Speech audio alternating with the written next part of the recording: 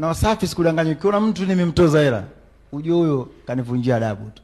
Naona kama wewe nimekufanyia hiki na hiki afu na nifanya hivi, nimekukosea wapi?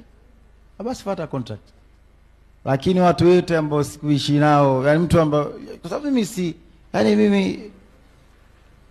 sitegemei hela ya wanamuziki wa lebo. Wao wenyewe wanaelewa. Katika income zangu haifikia hata 0.1, 0.5 hela lebo. Wanaelewa wao wenyewe. Mimi nawachukulia ndugu zangu, familia yangu. Yani hii ni familia yangu. Ni mtu akinikosea naumia, na kweli. Okay, basi sawa.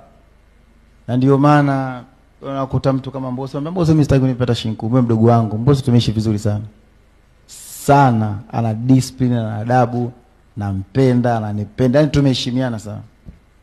Na sikudanganya, kama ningetaka hata bilioni 2 ningechukua pale. Unajua Mbosso anafanya shilingi ngapi sasa hivi? Milioni 50.